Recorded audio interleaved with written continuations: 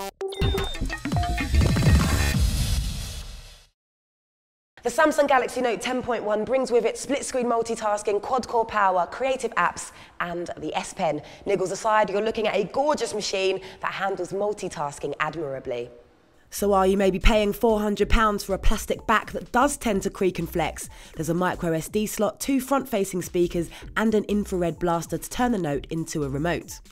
Now, as the Note 10.1 is aimed at creative types, the 1280 by 800 pixel display is a bit of a disappointment.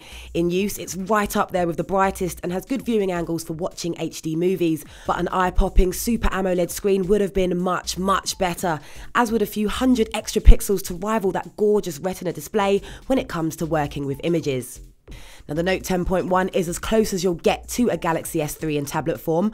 Pop-up play gives you a video window while you browse the web, email or get some work done, and multi-screen will display 2 apps side by side in both portrait and landscape modes. You can even use mini apps like the music player and email on top of the 2 main screens, which is just brilliant. Another clever addition is Smart Stay, which uses the front-facing camera to make sure the Note 10.1 never goes to sleep while you're looking at it.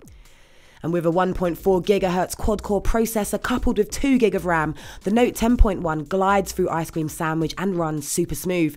When switching between the video player and web pages using multi-screen, for example, you might have to be a tad patient, but performance is still impressive.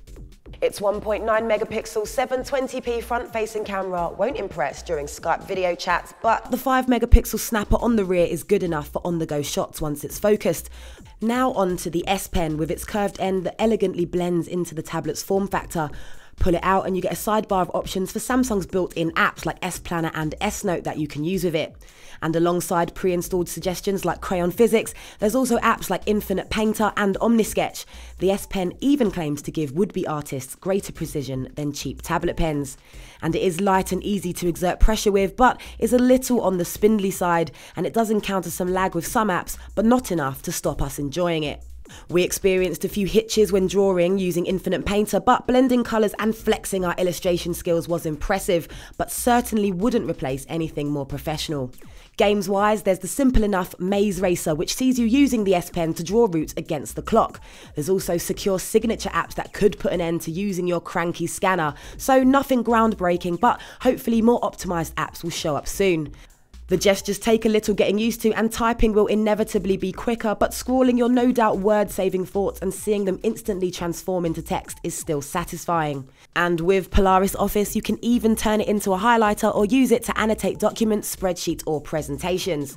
Now, we were seriously impressed by Photoshop Touch, which is essentially Adobe Photoshop Lite for tablets.